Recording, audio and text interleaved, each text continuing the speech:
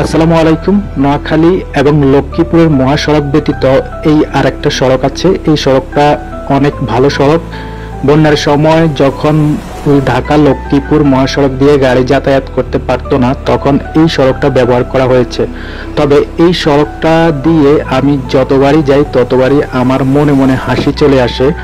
আর এই সড়কটা হচ্ছে মাঝদি হয়ে রাজগঞ্জ, সয়ানী, বসুরহাট, কামারহাট হয়ে লক্ষ্মীপুর ঢাকা মহাসড়কের মধ্যে উঠেছে সাদারঘরে।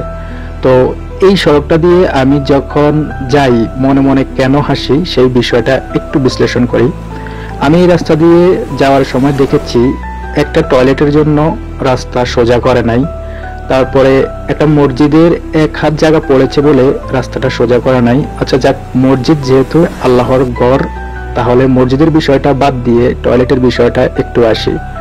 এইটা কোন প্রভাবশালীর টয়লেট ছিল যে এই কারণে রাস্তাটা সোজা করে নাই। তারপরে আবার দেখা গেছে ছোট দোকানের জন্য রাস্তাটা সোজা করা নাই। আমি একটা ধারণা করেছি হয়তোবা এটা যেহেতু গ্রাম্য একটা সড়ক, এখান দিয়ে তেমন দূরপাল্লার গাড়িগুলো যাতায়াত করে না বিদায় হয়তোবা এই প্রবলেমগুলো তারা সলভ করে নাই। তবে অদূর ভবিষ্যতে যদি এই রাস্তাটা হাইওয়ে সড়ক হিসেবে পরিণত হয়, তাহলে রাস্তার পাশে যে টেকটোক বা দোকানগুলো একদম মেইন রোডের সাথে এগুলো উঠিয়ে নেওয়া হবে।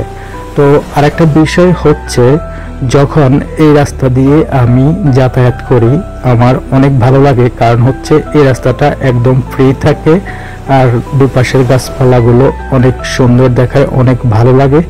তো আমার মতো অনেকে এই রাস্তা দিয়ে যাতায়াত করেন। যদি আপনি এই রাস্তাটা চিনে থাকেন তাহলে আমাকে কমেন্টস করে জানাবেন আপনি কোন পর্যন্ত রাস্তাটা দেখেছেন।